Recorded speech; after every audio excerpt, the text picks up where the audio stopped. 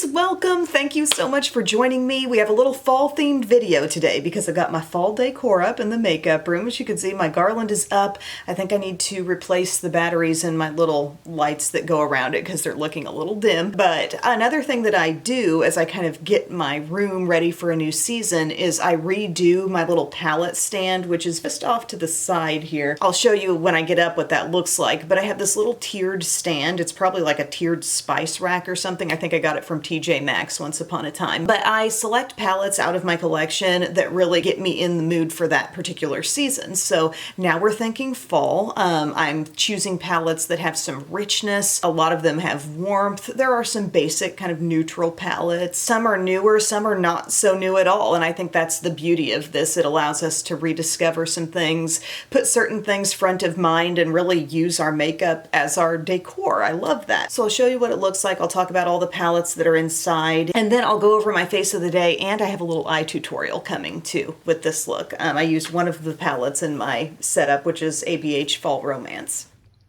Here's Bisky. Oh, you're so sweet. You're an angel. Why are you so cute? But this is the way my decor is. I used the same garland as last year and hung these extremely wildly delicate little pumpkin lights. These I got from Hobby Lobby a few years back. They're so delicate that if they like knock into one another, they could shatter. Do not recommend. Like, they're super cute, but dang. So I've got those. The one strand is long enough to kind of trail up here, and they would show a lot more that they're on if I didn't have my lamp on, but I kind of do like the brightness from the lamp. So that's there. And then we come over this way, and this is my little palette station for fall. Are you already feeling the fall vibes just by looking at it? I am. So I'm going to take this all out and show you what I chose. This palette, the Viseart Neutral Mattes Malo, I feel like it comes out every other season. Like, I find a reason to make this relevant in my life again. I love this palette. Now, I remember using this palette a bunch around the time Rhett was born. So yeah, it's like 5 years old. It still works well. There's no trouble with the shades. Nothing's gone wrong with it. I'm still using it, gang. I love the way they group these shadows together, and you have such an easy like mix of shades to work with in the top two rows with the warmth, and then you've got all these fun like deeper rich shades that can work into a look and create really like that sunset eye. So I absolutely love this. I love working with warm mattes and going through that whole, you know, blending process. So we love this one. It's a classic. It comes into my little station often. I also pulled in my Profusion Nudes palette. Now this is the one I've kind of compared to the Patrick Ta Major Dimension 1 because I feel like it really has that vibe with the top row of shimmer, bottom row matte, and it's just a perfect little neutral warm palette. I love the way these shades blend one into the next. All of the shimmers are super creamy and easy to work with, and I was surprised I hadn't tried Nudes from Profusion before they went into their new packaging design, but I'm loving it. Absolutely loving it every time I pick it up. So yay for that. I know I was talking about this one recently, using it in my Shop My Stash video, but the original Tartelette palette from Tarte, this one really more on the cool side, but I thought sometimes you want that. You know, fall doesn't always have to be the roasty toasty looks. So I really like the way this one has those 3 rows of basics. You can kind of see how it lays out or how a look might be just by looking side to side, but you can mix it up too. I think it's a great quality palette, and the moment I brought that back in for the Shop My Stash video, I thought I need to be using this one more. Oh, I pulled out my Natasha Denona Glam Face Palette. Some of these are just so shiny, they're hard to show. Remember, I got the dark tone of this palette. I love the richness among these eyeshadows, and then you've also got this fabulous little cream blush and the highlighter up there as well. So that just screams fall to me and kind of full face in a palette. Not full face, but you get the idea. I was just kind of remembering how, yeah, Urban Decay has their Naked Reloaded palette still. This makes me very much feel like an anytime neutral type of palette, but it does have some fun kind of coppers splashing in there, so I thought, let's get some more use out of that. That's been very underused lately. From Sydney Grace, one of their newest releases, the Desert Bloom palette. This is so fall. This is for the warm lovers, but if you also like to see some olive and navy come into your looks, it's really, really fun. I've done some awesome looks with this, and I love how they really gave us darkness as well as all those nice warm neutral basics. Also from Sydney Grace, yes, it says Eastern Fall. I have to pull it in. I love their cute little packaging they did on those kind of regional / seasonal palettes. The Eastern Fall is very basic, easy, not overwhelming, but yet this little shade up here can just kind of set your look on fire. Any season is a good season for the NYX Ultimate Warm Neutrals palette, but especially fall. Don't we just love a good, always available drugstore eye palette? On any given time you use this, yes, you do have the option of ignoring these rich kind of reddish tones, but if you want to pull those in, it becomes very fall. New from Morphe, this would be the one from Morphe's collection. I mean, aside from some of the smaller palettes, but this is the larger palette from Morphe that really gets me in the fall spirit. I love that it all actually comes back to a very rich black, so you can make some super intense high contrast looks with this palette if you want to. But I enjoyed Flickering Sands a lot. I love the packaging, and I think it's an excellent basic palette, as I've said before, because these have gotten a lot of buzz lately. You can still spend a lot less and come out with some great drugstore eyeshadow quality from brands like Catrice and Profusion and Wet n Wild, but this is a nice palette. Several things I pulled out from ABH. This is the one you're going to see a tutorial on coming up. This is Fall Romance. Like, you have to pull in Fall Romance for fall. The purpley pops are fun, but also just the general darkness in here. I love that they went there with this. Very enjoyable palette. Love it. This is a discontinued one, but Subculture, guys, it's just so unique. I love the honey mustardy shades, the depth and the greens. When this came out, it was like a controversial palette. Some people absolutely did not get it, but I think that screams fall in a more colorful and bold sense. And then this one was actually in my spring palette curation, and I thought, I need to keep this for fall. The Primrose really makes me think fall too, if that's the direction I want to go. We've got these blushes over here, but look at these tones. Yes! Always love a pairing of plum and peach. Of course, the latest Tarte Maneater palette. This is the After Dark Volume 2. Always in the mood to use this one. This is just a shade mix that speaks to me. I turn out to love every single look that I do with it, so that's going to be kept very front of mind this season. And a couple things from Natasha Denona. I've got the I Need a Warm palette, as though I need more warm options in this little stand, but just look at it. Just look at it. It's so pretty. It's one of my faves from Natasha Denona, really, in terms of what's currently available from her line. This is a great one. I don't love it quite as much as my Dream palette, but this is good. My Dream palette might be a nice fall one too.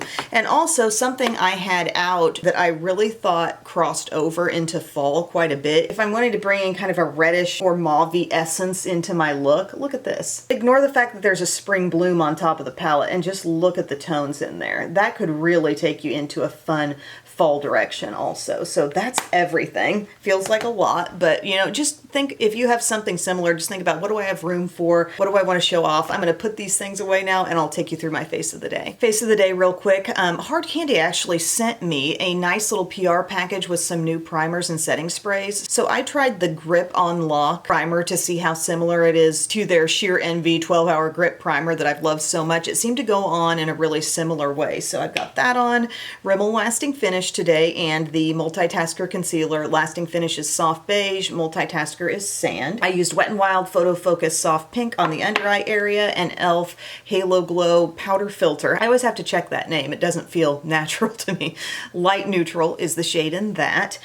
For all my face colors, I thought, let's pull in an Hourglass palette. This is the Ambient Lighting Edit Unlocked Evil Eye. I'm sorry, I know these aren't really available anymore, but I do still love grabbing for these. So the bronzer, I used this blush. I kind of glazed over the cheeks with this color and then used this as sort of a filter all over my skin. So I didn't choose to have a really highly highlighted look, but just kind of a soft focus type of glow. The eyes are Fall Romance. You'll see the tutorial in a second. Oh, I'm wearing this Morphe brow stuff, the Nano Pencil in Java, the Micromanager Gripping Gel, really good brow gel. And then my lip today is the Milani Keep It Full Plumping Lip Liner in Hot Shot, and I used the Mold Wine Fruit Fetish Lip Oil over top of that.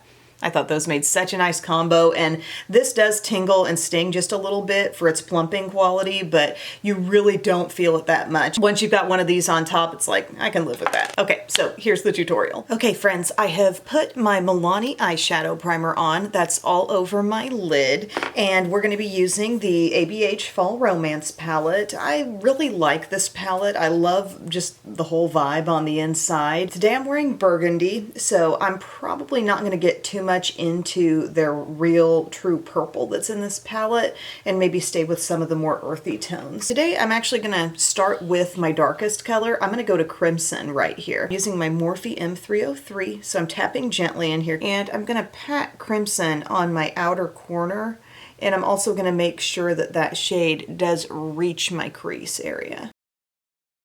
Such a pretty rich shade, but a little really goes a long way. Like I just added a little more and I'm kind of like, whoa, but we'll get that all blended out. We're hitting lid and we're hitting the whole kind of like sort of half moon right up in here. When did the outer V become the half moon? Did I just change the terminology? I really don't do a sharp V most of the time. You know what my favorite thing is to run across if I'm looking at TikTok? And TikTok is kind of like my wind down activity. You know, the kids have just gone to bed and I feel like, okay, I can sit down and I look at TikTok for a while. I'm trying to be better about contributing my own stuff to TikTok lately. But I love when people bring up a song that I've completely forgotten about, but I totally loved. I love when that comes up. Oh, and last night, I hope people understand my sense of humor with this because I'm not really trying to romanticize flag football that much, but I've been watching Friday Night Lights again, and it's a really good show, just an amazing drama. And if you know that show, you know their little opening theme song, their little montage and the way it sounds. And last night I find myself at flag football practice. Normally I'm not there because Bub's coaching the team and I'm home with the girls just doing whatever. But Belle actually had some kind of game in mind that she wanted to teach the kids if they had enough time. They actually didn't have enough time. But we were there. So I'm watching things. It's boys and one little girl's on the team too, kindergarten through second grade. And I think, okay, I'm gonna get some videos of these little plays that are going on. And so when it's all said and done, I have several videos of what's been happening and their cute little warm-up that he's got them doing too. I don't know why I said cute. It's actually probably a similar thing to what Bub did when he was in college. Just a little watered down version. And then we get home and I'm looking at my little clips that I shot and I thought, oh my gosh, what if I put this together to the tune of the Friday Night Lights theme song? And I was cracking up. I was showing Bub and I was like crying because of what I put together here. Because literally the last night we watched it, I shouldn't spoil it. I won't say the major massive thing that happened in the show at the end of season 1. But like I'm coming fresh off of that. I was wearing my Riggins t-shirt because I have watched this show in the past also. But I put that little montage on TikTok. Very proud of it. But I want you to know I'm not taking that very seriously. I'm laughing about it. Look at what we've just been doing with this one shade, okay? She's really blended now. That's crimson. It's very dark. I'm taking my Bare blending brush now, and I'm just going over that a little bit more before we bring in another color. You dig? Then I'm thinking, let's edge a little bit lighter than that, but we're still very dark here. I'm gonna go over to Mulberry. Mulberry has a little shimmer, and it looks kind of like a really dark copper. And I'm gonna use my crease brush, just my usual Profusion crease brush, typically what I start a look with. And I'm just gonna lightly haze this up. I realize, yes, some edges are gonna need to be blended here. I wouldn't say this is a beginner's palette because there are so many little goes a long way situations and you've really got to be ready to blend some darkness. But yeah, we're taking this up above what we did. We're using our space, smoky, hazy, thinking about the inner part too and how we can blend that. Then I'm going to get a Bare blending brush. That's how you know we're really serious. I've got yet another Profusion brush. It's just a little different shape, different cut. And look, just go over the edge. It will soften. Just making sure my darkest part is exactly where I want it out there, okay? So my little small pointed brush really helps me with that. Then I'm going to come inward on the lid with something a little lighter. Pulling in Morphe M302, which is the same cut as the 303, just a little bit smaller, less wide left to right. I'm going to take Fireside. I love this shade. And Fireside is going to occupy basically the whole inner half of the lid, and we're going to see it come in and beautifully overlap a little bit of crimson that was placed on the lid, on the outer lid. Who's still got this palette? Who's still reaching for it? It's still being sold.